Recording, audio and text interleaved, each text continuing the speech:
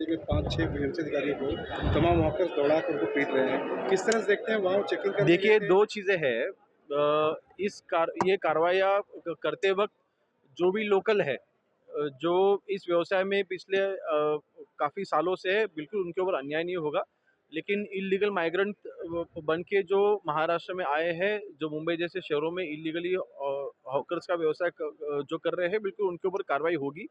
और क्योंकि बांग्लादेशियों के खिलाफ मतलब इल्लीगल तरीके से जो भी अवैध तरीके से जो भी बांग्लादेशी महाराष्ट्र में रह रहे हैं, उनको यहाँ से हमने पकड़ना है, उनके ऊपर कार्रवाई करनी है। तो उसके लिए वो जहाँ-जहाँ पर भी हो, उनके ऊपर कार्रवाई तो होगी। सर, एटीएस ने आज एक युवक को पकड़ा हुआ है और युवक को आज कोर्ट में पेश किया गया है। कहा जा रहा है कि वो एंटी टेररिज्म कुछ एक्टिविटीज में इन्वॉल्व था। क्या ऐसा इसका?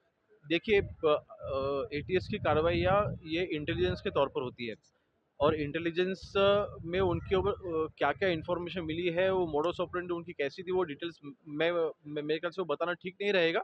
लेकिन जो भी कार्रवाई हुई है, वो बिल्कुल लीगली हुई है और अगर देश के खिलाफ अगर कोई कार्रवाई करता है या फिर देश के खिलाफ कोई अगर सोर्स भी अगर आगे लेके आता है, तो बिल्कुल उनके ऊपर ज़ीरो टॉलरेंस से हम लोग कार्रवाई कर रहे हैं।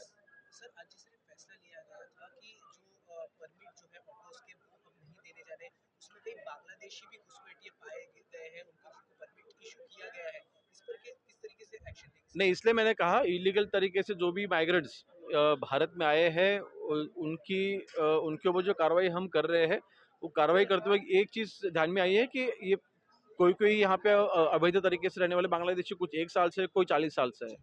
पर सबको यहाँ से डिपोर्ट करना ज़रूरी है, तो वो अलग-अलग जो भी बिज़नेस में लगे हुए हैं, तो बिल्कुल उनको ढूँढ के उनके ऊपर कार्रवाई करना तो ज़रूरी है।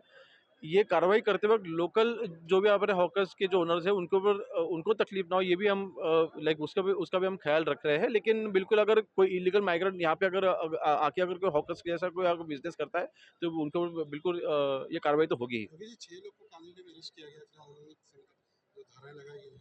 क्या इस तरह की चीज़ें बर्दाश्त करेगी सरकार? नहीं, बीएमसी के कर्मचारी हो या फिर पुलिस के, अगर गवर्नमेंट ऑफिसर्स के ऊपर हाथ उठाने की अगर कोई हिम्मत करता है, तो बिल्कुल उनके ऊपर तो कार्रवाई होगी। कई